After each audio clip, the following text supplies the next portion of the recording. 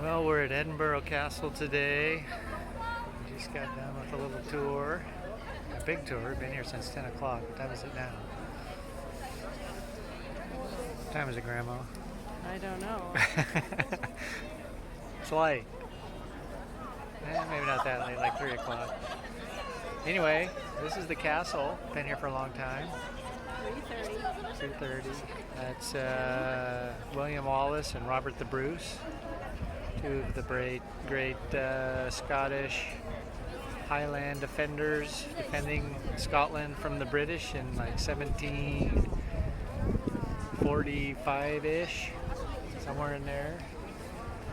William Wallace, or Simon Fraser, was backed William Wallace and was part of that campaign. And I think Robert the Bruce is the one who finally took the castle back, took Edinburgh Castle back from the British with just like 30 soldiers or something like that.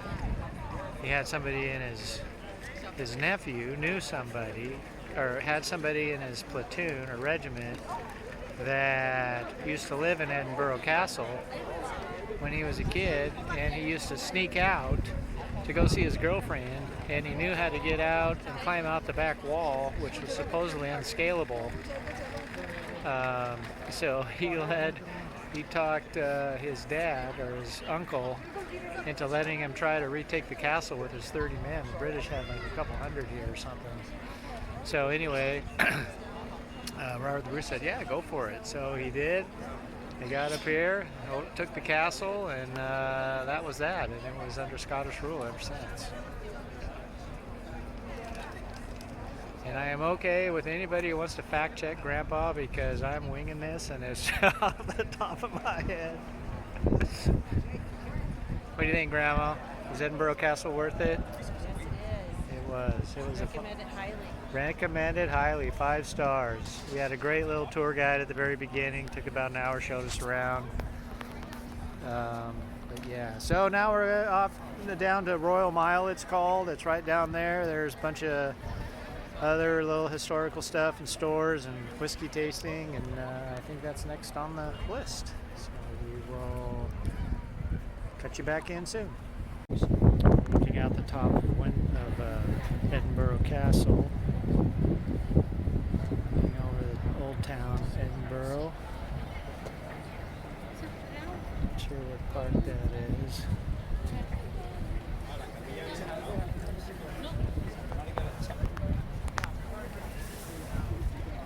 That's St. Andrew's, St. George's West Church.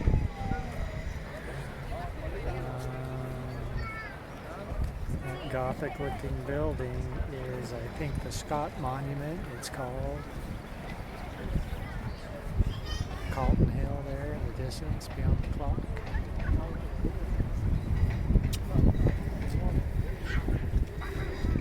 Old cannon. I think it shoot 2 miles. This is the oldest part of the castle here. It's St. Mary's Church. Yeah, look at those cannonballs. Those are huge.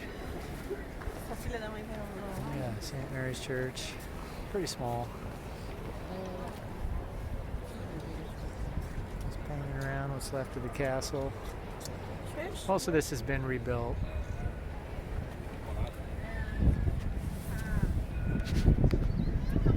Was first recaptured by the Scots from Britain. I forget when exactly. Oh yeah, Robert the Bruce during that time, right after William Wallace was done for. They ordered the castle destroyed so that the British could never, because they knew they couldn't hold it, but they ordered it destroyed, so they burned the whole thing just so the British couldn't have it. I forget when that was exactly. It's been all rebuilt since then. Yeah, the only thing left is the chapel, that little piece right there. Hey kiddos, just wanted to show you this. This is absolutely amazing. This is St. Giles Cathedral. We're still on the Royal Mile in Edinburgh, and the fog's rolling in, and this just looks so darn cool. Just wanted to show it to you. I don't know, it's kind of hard to capture here. at the Royal Mile. They call it that because they had Edinburgh Castle on one side, and what was on the other side? There was another royal family living clear down at the other end. I can't remember. Yeah, I forget who it was. And they had, and there was a wall separating them. But the fog's kind of rolling in here, and they said this is a pretty typical occurrence this time of year. And just, oh, this is just amazing. Wish you guys were here to share it with us. Maybe someday we can bring you here. And the unicorn is a big deal here in Scotland. Yeah, there it is up there. Isn't he cute?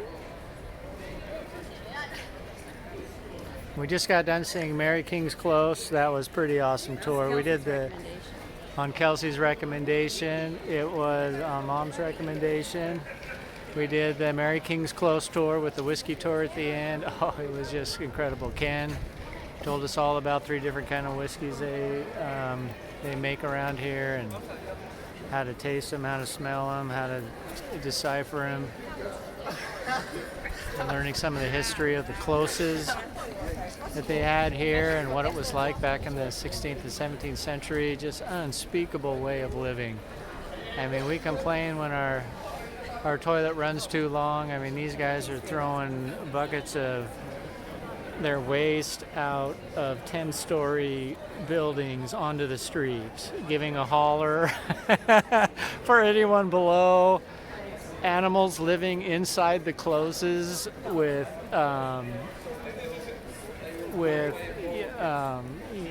little valleys cut in the stone to drain the manure and the pee out. Oh, I just can't imagine it. And then when the plague came through, the plague and the bubonic plague, and then the 30% of the Edinburgh population taken from that. It's an amazing story. Anyway, we're gonna head on down the Royal Mile, and it's getting late. We're gonna try to find some dinner, and we'll talk to you soon. Bye. Love you all. All right, so we're walking our way back to 20 Belfort Place.